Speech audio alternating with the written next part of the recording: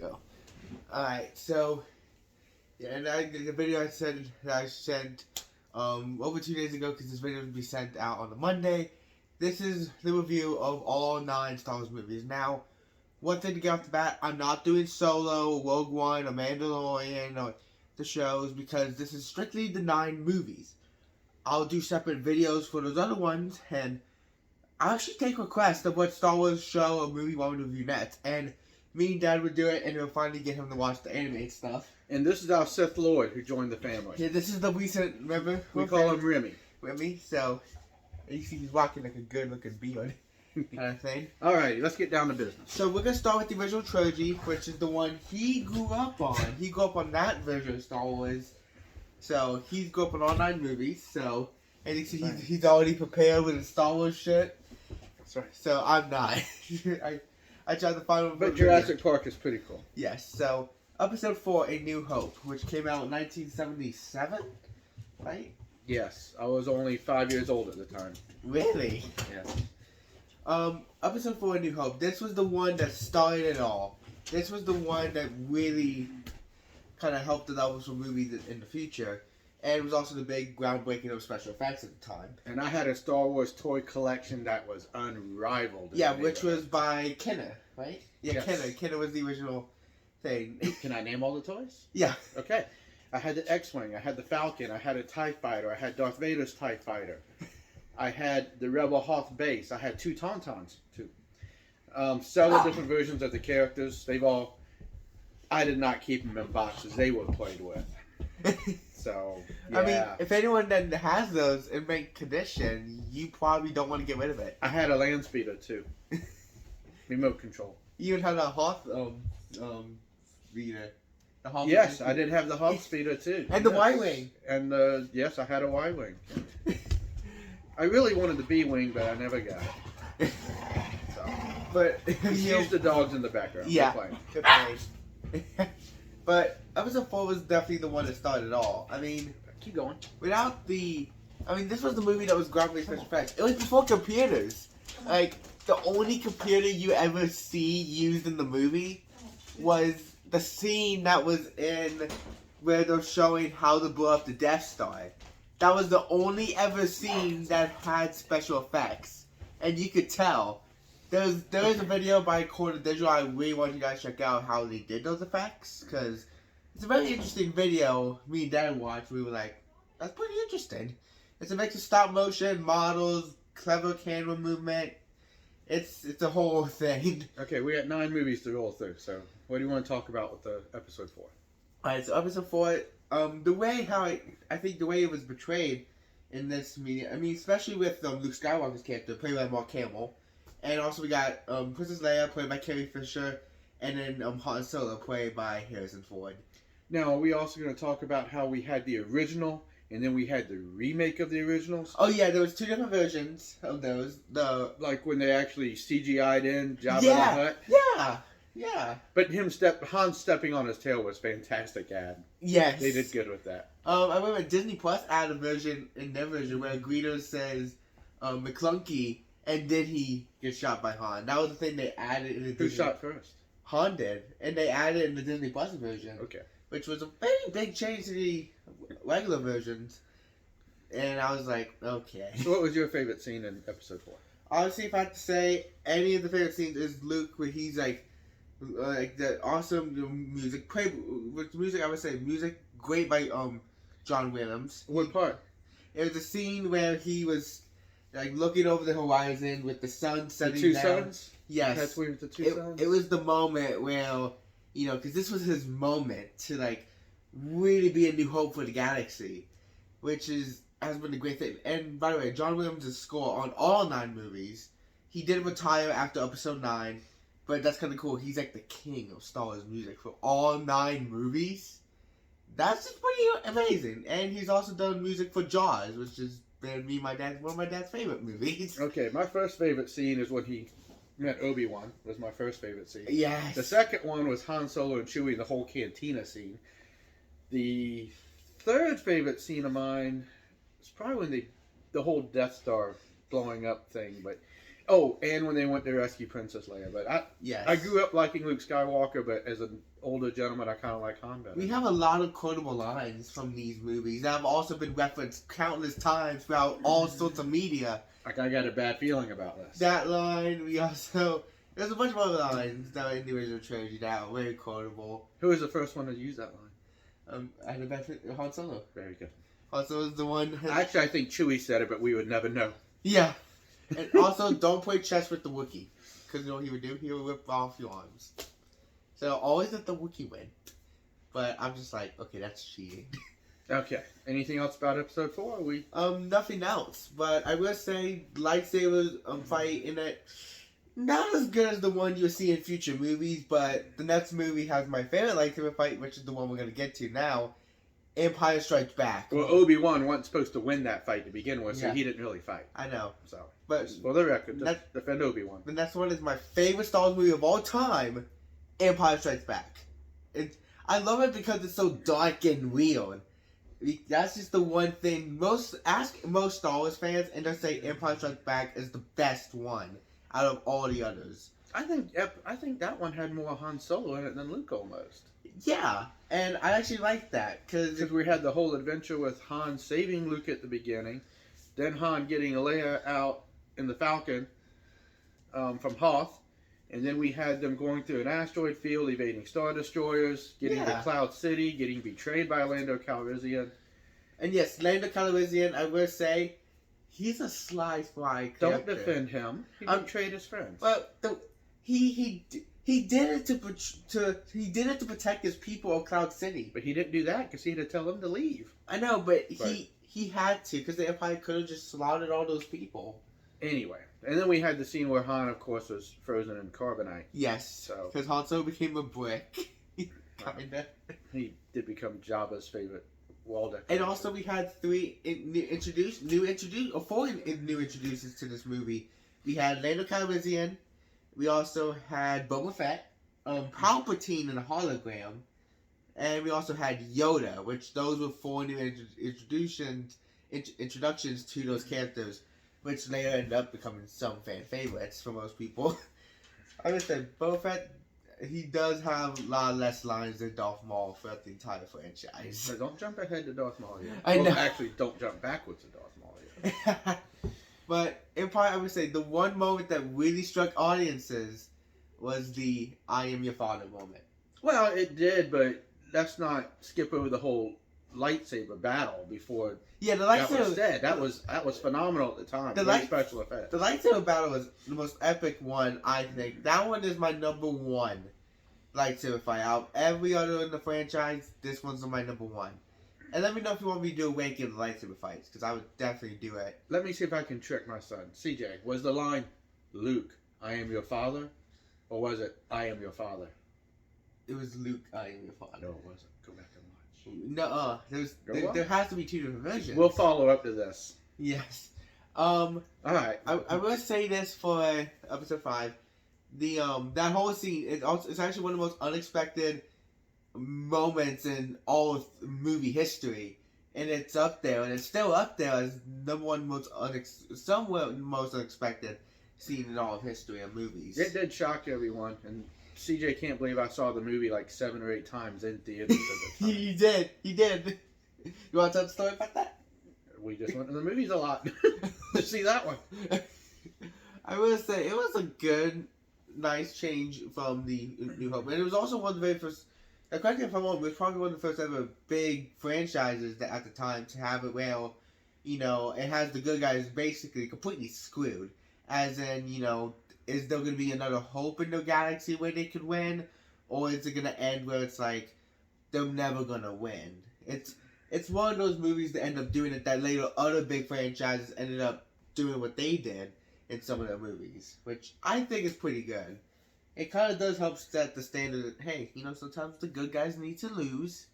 And they reach to the lowest point and they have to rise back up and get to their highest point. Well, jumping backwards, episode 3, episode 3 was going to be a bad episode. Yes, but still one of my favorites. Dark episode. But anyway. Then they got Return of the Jedi. Now, the thing about Return of the Jedi, I consider this one of the weakest out of the original trilogy. Now, if anyone's a fan of the original trilogy, on YouTube on my channel, you'll be like, how dare you say that? Well, there's some points to it, okay? It's still a good movie. It's just, I see it as the weakest in the original trilogy. It was kind of weak, in my opinion. The thing I remember the most about Return of the Jedi was not the actual movie, but the weekend before the movie came out, the Scholastic Book Fair, for those old enough to remember those in school, I actually got a pictorial book from the Scholastic Book Fair, and I read the whole thing while my parents were in line to vote for an election that year. So I already knew everything was going to happen in the movie before I went to see it. That's just my memory there.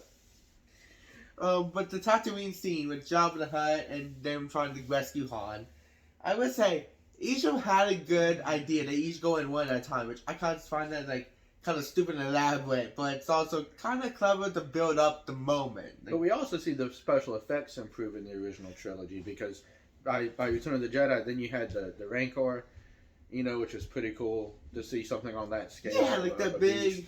The Sarlacc pit was not too amazing. I mean, they redid it when they redid the original trilogies, or added more new effects in. I would say Boba Fett, they were hyping him up as this huge, awesome, super cool character. And then what happens to him in the next movie? He dies very weakly. No one really got on the Boba Fett bandwagon until the Mandalorian series came out, the Book of Boba Fett, but we don't have to go there. Let's continue with the movie. Yeah, but just the original trilogy. So now we're jumping back to the first three? Yeah, 1, 2, and 3? The original trilogy. We're still on the original trilogy. But the Palpatine, though. With Palpatine, you actually get to see him in his, physical form and not like, hologram. Yeah. So I thought that was pretty interesting, and I would say, throughout all the movies, we did rewatch all 9 movies for this video, and I would say, rewatching them, I was like, I got a good Palpatine impression.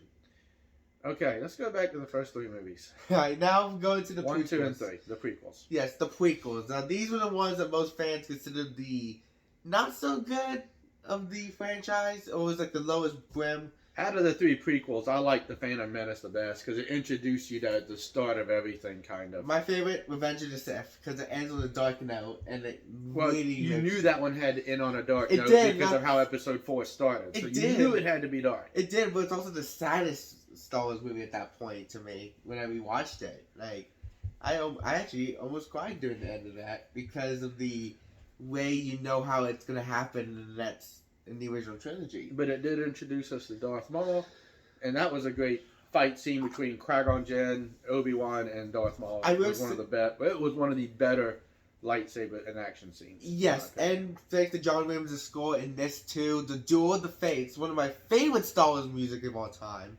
And you see people remix it, acapella it. It's one of the best well-known Star Wars themes out there. And I would say, just go give that a listen and watch that scene at the same time. You would say the music matches up with this fight scene pretty well. You got 2 Jared single-wielded, 1 double-bladed Sith. Like, this is going intense. And his favorite new character introduced was Jar Jar Binks. No, I hated Jar Jar. Okay, let's face this fact. Jar Jar Binks is one of the worst Star Wars characters, as a lot of Star Wars fans, except for my grandma. She likes Jar Jar Binks. Well, they did it to spur interest of young kids again. They did. They wanted some extra humor in there. They did, but I kind of felt like some of the developers probably regretted it. I mean, I was more upset with Liam Neeson dying in it. But it also had Samuel Jackson in it, who ended up Mace Windu. I mean, you gotta have some. And I'll tell you the story about Samuel Jackson's lightsaber in the next film we're talking about, which is Attack of the Clones. Oh, we might as well move on to that one. Yeah, I hated the insect people. The Geonosians? Like the Geonosians yes. or something? I can't remember any species name. Don't call me a species. But I would say, I forgot to mention in episode 1, C-3PO, how he got made by Anakin. Like, my question, the one question that still bothers me is, how was Anakin a slave on Tatooine, but still managed to get over 6 million forms of communication to put into that droid? He probably stole the parts from, was it Batu? I can't remember his name, but that was one of the best Star Wars features out there. I mean, he probably stole it from the shop. Yes, I would say. And now, a piece at a time. Now for Attack of the Clones for this one. I will admit, you do have, I mean, you got like Jango Fett, which was Boba Fett's father. You got more introduction to that, especially when Obi-Wan went to the cloners to figure out what was going on and ran into Jango and Boba. Yeah, which this does lead to one of the best animated Star Wars franchises, which is the Clone Wars. We're not getting into, but we're not going to that. We're going to that as another review. So please comment and say, make him watch Clone Wars. CJ, Millennium Falcon or Slave One? Okay, let's be honest. A lot of people say both are cool, but I gotta go with the Falcon. Okay. The Falcon, but Slave One, some people say it's ugly cooler than the Falcon, which I hate that. Well, I had that toy also, the Slave One ship. I had that one too. Yeah, the Millennium Falcons were the best ship, but the Slave One, it was some people called the Jango Fett one the Slave 2, which I was like, that doesn't make any sense, because... No, he probably just took his father's ship. Yeah. So maybe he put a 2 at the end, I don't know, but yeah. Regardless, it's still Slave One. It is. Another thing, this was kind of like the romantic comedy movie too, because you got Padme and Anakin and stuff, which I hate. That I don't even want to go into the romance part there. I thought it was annoying. It was, but they had to lay it out there. So then Luke and Leia are born. Because it explains how Luke and Leia are born. So they had to lay it out, and they had to explain how Anakin became Darth, how he became their father. But you also had one of the most, memeable lines, which was, I don't like saying it's constant reference and it gets everywhere. That line has been referenced in today's day and age because of internet people using it as memes. And also, I gotta give a shout out to Prequels, Star Wars Prequel memes, because that is the funniest things I've ever seen in my life. And I was just like, okay, that's just pretty damn funny. Alright, what's the next one? And that's one my favorite of the prequels, Revenge of the Sith. My favorite scene in that whole movie was the end battle between Obi-Wan and Anakin. Yes! A phenomenal lightsaber scene. You had 2 blue lightsabers, and you had them fighting over lava. You consider fighting with lightsabers pretty dangerous, but fighting on a volcanic planet, that's even more terrifying, because you're like, one misstep and I fall and burn. Yeah. It's like, I actually like that scene. Also, you got one of my dad's favorite characters, Gerald Grievous. Oh yes, I gotta admit I'm a fan of Gerald Grievous. I think he's such an interesting character. He is a cyborg. Yes, cyborg, and it's a really interesting take on how he mastered the Jedi arts and was schooled in them. But you also 4 lightsabers at a time. But I remember Mace Windu for Samuel Jackson. I forgot to mention those too, but. When he was cast on set, he said, "I'll only be a Jedi if I have a purple lightsaber," and he got one just because he asked for it. I mean, if you're Samuel Jackson, you get what color you want, I guess. So I think that's pretty awesome. But Palpatine, you do see him, and he was like the senator in the other movies, in the other prequels. Then they build up to him as the Sith Lord himself, the Palpatine. And also in him executing all his Sith that kills all the remaining Jedi. Well, Obi-Wan survived, Yoda, Ahsoka, if you want to count Clone Wars. Cal Kestis from Jedi Fallen Order video game, you can count that. And Grogu, or Baby Yoda, if you want to count that too. But, those are the characters that survived, so as soon as Palpatine was done, I'm like, really? You didn't execute them all. I like how it gave a little more dark history about how Anakin became Darth Vader. I mean, Episode 3 is really when you see that take root in Anakin, and how Palpatine manipulated him. Like, it's over, man. And then how Palpatine became all gross and wrinkly. And, I remember there was one funny thing, that one line where it's like, "It's over, Anakin. I have the high ground." And I saw someone like on the Star Wars Prequel memes page where it was in the school, and they had 2 mannequins. One was on the higher of the steps. And it said, "It's over, mannequin. I have the high ground." And I was just like, that is pretty dang funny. And I would do that. Alright, let's stick to the movies. Alright. And another line that's also quotable is, "Hello there." When Obi-Wan sneaks up on Grievous and goes, "Hello there." A lot of people quote that too around the internet. So I just gotta say, one more shout out to the Star Wars Prequel memes. Very funny stuff. Keep doing what you're doing because it's so funny. Okay, now the sequel trilogy. This was the one that got me started with the Star Wars genre. The Force Awakens, in my opinion, was the best of the 3. I would say there's 2 of my favorites in the sequel trilogy, but there's one I hate that I'm probably gonna say a lot about. But I'll try to minimize it in this video. The Force Awakens was it was like the sequel trilogy. That was like the one after It took place 30 years after Return of the Jedi. I like how it introduced us to Rey. Big fan of her character and the actress. I think she did a great job. I think Finn is one of my favorites. I like how it brought the Falcon back into it, and how Han and Chewie got the Falcon back. And also, and Maz, they met Maz. It's another character that we were introduced Poe to. Dameron, one of the Dameron. best pilot in the galaxy. I mean, he took out 11 or 12 TIE fighters in the world on Takanai. You cannot tell me you want him as your pilot. Person. And of course, it introduced us to BB-8. Yes, which became a lot of people's favorite droid. Yes, because it's very cool. The circular ball, like, that's the droid concept I thought of. He's back. I never came up with that concept, but I was thinking, man, how cool would it be in Star Wars if there was a droid with that? It was like a ball, but a little head that stays on top while it rolls.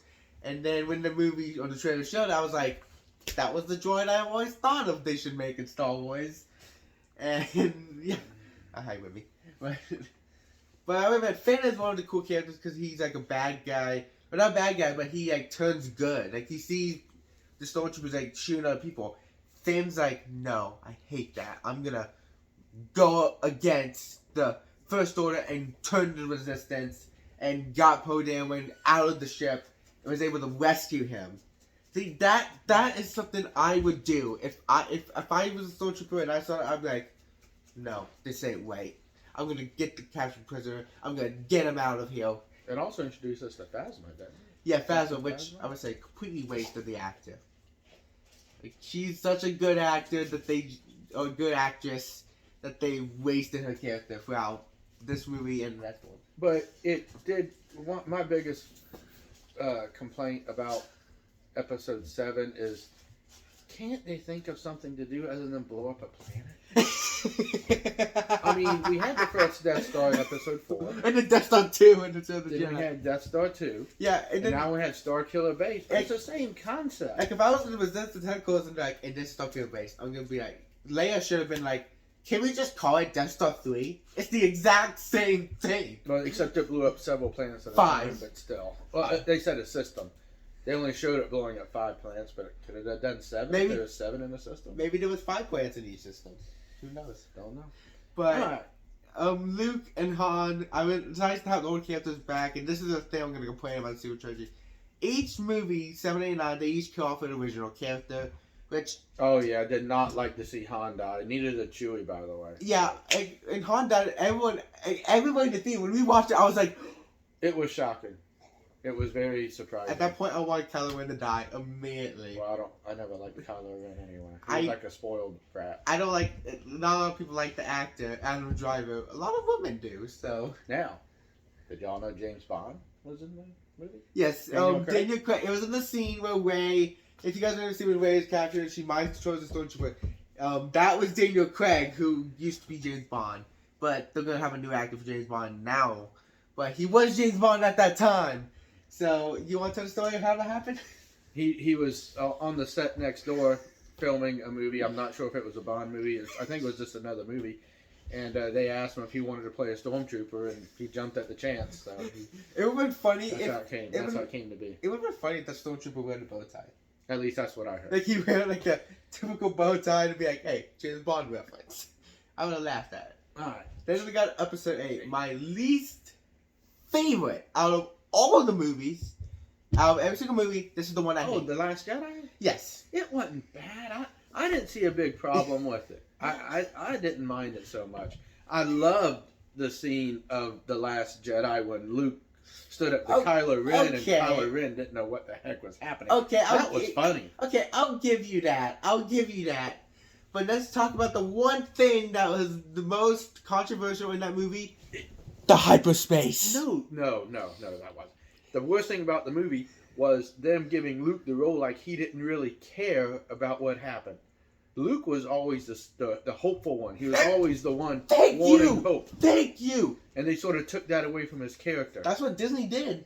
So literally. He probably wanted to die off after they took that away from his character. I know, because whenever that Star Wars movie, guys, A New Hope, that was referring to Luke. Okay? But the hyperspace, like, if you're telling me you could hyperspace... Let's not get into that. Okay, we're doing a whole video of why I hate The Last Jedi. I'll do that as another video. But It's not a good movie in my opinion, but rewatching it, I was like, it was okay. It was not bad. I just now give it an okay, but there's still some things I hate. But it's not all bad. It's not a bad movie, but it could use some more work. I'll explain hyperspace to him off camera. Oh no. We're gonna do a whole video about how hyperspace works, and watch as me comes out on top, or he does. It's probably gonna be me, but I don't know. I know it didn't. I think they had to add in the whole part about when Finn and Rose. I hate her. Had to go to that planet to get this tech guy. I think they some part of me feels that was so they fluffed that up so much just to lengthen the movie. Yeah, that's the thing. That was the one part of the movie that slows the movie down to a crawl. But that being said, I actually enjoyed that scene after watching it 2 or 3 times. I thought it was pretty cool, and I liked the guy who played the.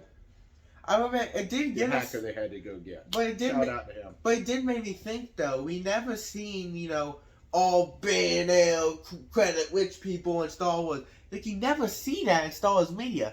So seeing it in this for the first time, I was like, okay. And I was thinking Star Wars fans would like this, but no, most Star Wars fans hate it. Which I'm like, come on. If you knew a guy in Star Wars who is rich in the galaxy, would you want to see where they hang out most of the time? I mean, if you have poor people, you have to have rich because that means someone else has them. Yeah, because not everybody's poor in Star Wars. We always gotta have rich people. Okay, now for my least favorite. Nope, my favorite one.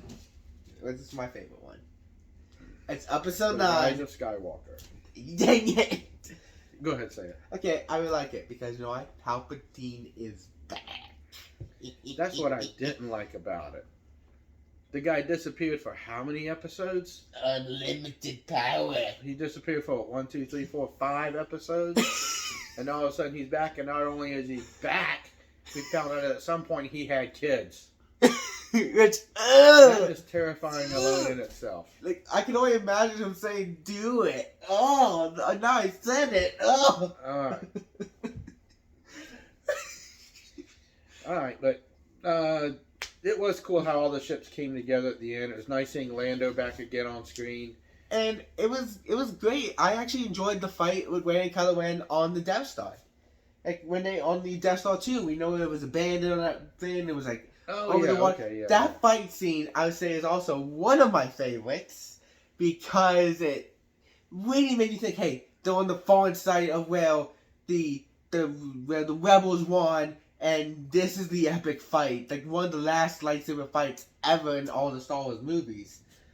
But I thought that was a nice ending to the lightsaber fights throughout the Skywalker saga. Who on earth, though, created a dagger that turned into a compass that you had to match up to a wreckage on a planet like to this. see where to go? Yeah, I want to know who caught this. Was the guy like this when you see like, hey dude, this is going to make for a sweet knife. Why don't you go and grab this and out?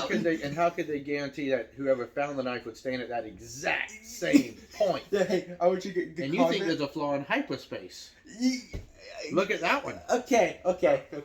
But we did get to see some characters like Zoe Blitz, which I thought she deserves a spin-off, I would say. They were trying, I think, to me, they were kind of set it up for her spin-off, because I don't think so. They should definitely give her a spin-off. I don't think they will. But I remember, it was funny how she was connected to Poe Dameron's storyline, and I thought that was funny. And then, she's like, Poe Dameron, your old job was running spice, and Finn's like, you're a spice what? And Poe Dameron's like, you're a stormtrooper? Now, who liked the part about C-3PO having to get his mind wiped? Yeah. And then also the scene with Poe Dameron, and Rey's like, you're a spice what? And Poe Dameron's like, and you're a scavenger? We can do this all day. But yeah, C-3PO getting his mind wiped. I thought it was kind of sad in the trailers, but also I was very scared during that trailer. When I saw the red eyes on him, I was like, what the heck is going on? Is he dying? Or is he, like, turned dark? What's happening? And what was that big machine that the Emperor was hooked up to? What is up with that? I mean, that didn't even make sense to me. It's probably to keep him alive or something. Whatever. Like, and who built all the Star Destroyers? That's what I want to know. I wonder who built them under that ground in that dark, bottomless caves. And like I wonder how many people died of falling off those things when they were building. Maybe that's what Palpatine was doing for the 5 episodes he disappeared for. What 5 episodes? You mean 2? Okay, yeah, 2 episodes. I can't count. I mean, if you're counting Solo and Rogue One, that happened before. Okay, you got me. But I guess that's what he's doing for 2 episodes. He took started story building classes and got to work. Yeah, Palpatine's like, this, I want 1,000. But how did he do that with a thing attached to his back? He probably got the others to build it. Just saying. And once again, we saw the love story between Kylo and Rey. Which boo! I mean, Worst Star Wars love thing ever. But it's your favorite movie. It is. Second favorite. I hate that scene because you could tell Rey and Finn had something Sith. in The Force Awakens. You could easily tell by that. And then, like the Last Jedi or the White Skywalker, they just threw Rey and Finn's relationship away. They just threw it away like it was garbage. That's because thanks to Ryan Johnson that ruined The Last Jedi. Okay, I know why this dog is upset. He hasn't had dinner yet, so we need to wrap this up so we can feed the DOGs. But yeah, that's our review of the 9 Star Wars movies. Now, if you want me to do a ranking of the movies, I would do it. And if you comment if you want him to watch the animated Star Wars stuff. It's if we get let's say if we get about 50 likes. No. Let's make it 100 likes. If this video gets 100 likes, he has to watch the animated stuff. If we get 50 likes, you have to actually read the books. The Star Wars books? Yes. Okay, if we get 50, okay, then if he gets 50 likes, then he's got to watch it. And you guys get to choose if you watch the Clone Wars first or Rebels first. We'll have to see what happens. I would suggest Clone Wars first. But thanks for watching. Thanks for having me on your show. Yes, and it's nice to have an awesome Star Wars expert. Like, this guy really gets through this video. And we gotta go into hyperspace. Alright. Into the game. So we'll see y'all later. Thank y'all. And bye. May the Force be with you. Yes. Let it be with you always. Unlimited power. I thought you said you had a good Palpatine impression. I have a good impression. Alright, may the Force be with you and keep flying.